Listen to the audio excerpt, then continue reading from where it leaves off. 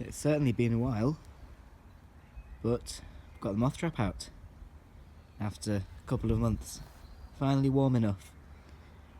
And spring definitely feels like it's on its way, especially tonight. Temperature's pretty warm for the time of year, so I'm hoping by the morning we will have our first moths of 2025. So, I'll see you there. Right then, let's see if we have anything in the moth trap. It was fairly mild last night, didn't drop below 7 degrees, which is a pretty nice temperature to have for a moth trap at the end of February. So, I'm hoping that in here will be our first moths of 2025. Right, our first moth is this chappie. This is a Hebrew character, and if you look closely at that black saddle mark on its wing, it resembles the Hebrew letter Nun, which is like an N, which is where this moth gets its name. It's a spring-flying species, mainly March to the beginning of May, but they can occur in February as well if the weather's warm enough. So that's a surefire sign that spring's on its way.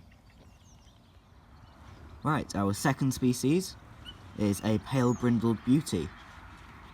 So this is quite a nice moth. These fly January to March, so they're more of a late winter, early spring species. They can be recorded in December as well, but they are most common probably in February. And it looks like there's a few of these in the trap. They're quite variable as well, some of them are paler than others, some of them can actually be quite dark. On this egg box we have one, and lost it again. Wait, 2, 3 pale brindled beauties. So they really are quite common. Right, our next moth is a very nice example of a common Quaker. So this, like the Hebrew character, is a spring-flying species, March to April, although can be caught at the end of February as well. And this is quite a fresh example, nicely marked individual.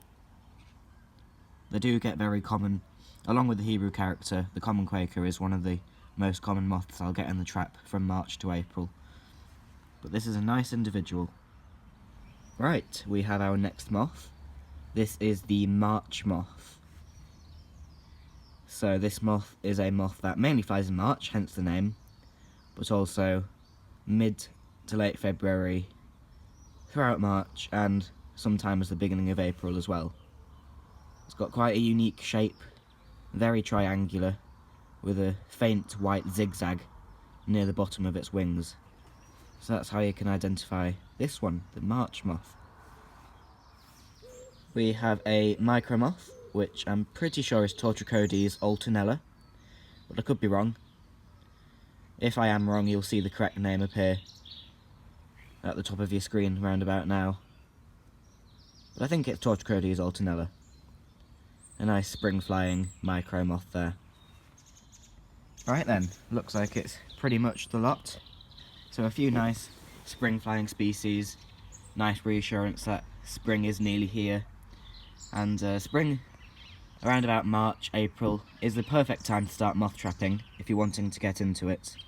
There's a few nice species about, but not so many that you'll get overwhelmed, and you'll get to know each moth as they appear throughout the summer. So if you are wanting to get into moth trap, no better time to start than now.